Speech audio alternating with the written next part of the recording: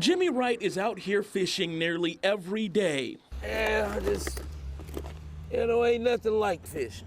And clear waters tend to lead to more success. I feel like I'm at Dolphin Island somewhere. I'm telling you, man. His spot is right next to this Lava Creek litter trap, and after this first set of rain, it's apparently working pretty well. And it's only when the weather's real bad or the trash build up, it's like that. I think it's a great thing. I think it's excellent, sir. I'm glad they put it in. The same relief, though, is not found in some other tributaries. It ends up in the environment all the way out into the Gulf and into the oceans. Will Bridges and Reed Gardner are set up along Moore Creek. A good, stable little boat. Where there is no trap and garbage would flow freely, if not for their homemade litter trap they brought with them. This was an old industrial piece that was used in another application, and we got it out here to see if it would do this. Even then, removing the trash requires quite a bit of elbow grease. This is about as low-tech as you can get. It doesn't require a lot of energy from the city. It doesn't require a lot of money to do. While out there, they found a little bit of everything. Can I advertise for Shell? Yeah. We've pulled a syringe out of here today, too. Traffic cones, of aerosol bottles, every kind of styrofoam imaginable. If we had more help, we could probably get 15 or 20 bags out of here. I believe that's it. Today, I think we'll be lucky to get 6 bags out. Lucky they were able to trap some of it, but unfortunate because this is just a fraction of what's coming. It's a terrible reflection on how people live. We knew it would be bad. It does happen every time we have a big rain, but it's been so long, the city's got to flush. And this isn't, I don't expect this to be 1/10 of what's really going to come down when we get some significant rainfall. From beginning to end, it's hard to find logic in what happened. All starting with what should have been a traffic stop. A male subject in the vehicle jumped out while it was rolling and ran into the woods carrying a duffel bag. That led to an hours-long manhunt. Marshals and deputies trying to track him down, although at one point he showed himself actually sprinting across the interstate into the woods. They brought out the dogs, and neighbors watching as officers widened their search. Yeah, my wife come running back there. Said, Floyd, there's something going on out here. You better come see what it is.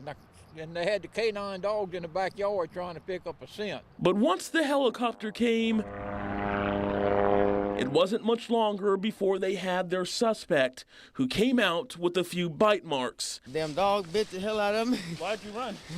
That's some marijuana in my pocket. Not only did they confiscate pot off of Jesse Laird, but also a lot of cash. $6,031. Investigators believe he was headed to Daphne for a drug deal.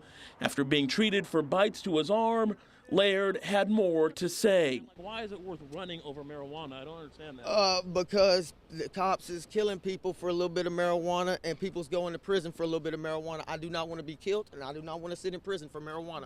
But I am not an animal. I am a productive citizen of this country, and I do not think I should be sitting in jail. Well, were you going to Daphne for a drug deal? No, I was going to do a roof repair. Really? But you had a lot of drugs on you, though. I mean, Not a lot of drugs, marijuana. And money. That's because I'm a roofer. I make plenty cash. His girlfriend, Nicole Flugum, who was driving the car, was also charged, but was not as talkative. Really? Well, what happened? Can you get out my face? Anything you want to say about this? Get out my face. Please, I don't want this on the news. Thanks. Deputies say less than a month ago, Flugum and Laird were arrested in Texas for the exact same offenses. For Tatiana Pruitt, it's been a 5-month wait.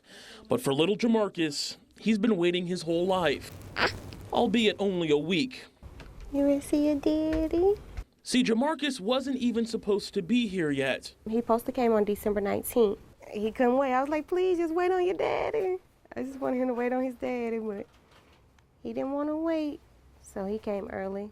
While Dad, Jamarcus Sr., has been serving in Kuwait, this will be the first of 21 days home. He stepped off the plane with an eagerness that only comes with being a new dad. I can't wait to see him, man. It's a feeling I really can't describe, you know.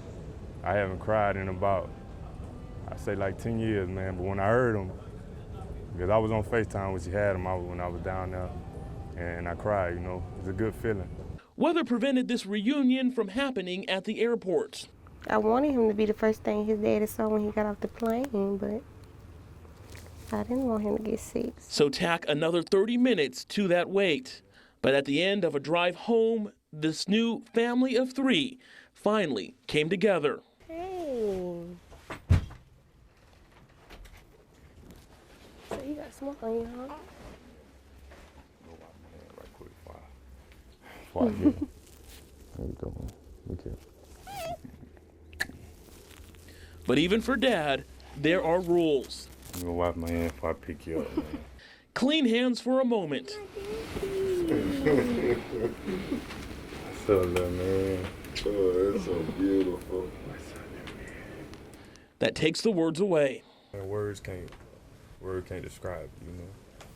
So, I mean, it just love, you know, love and family. I really can't describe the feeling. In Mobile, Alan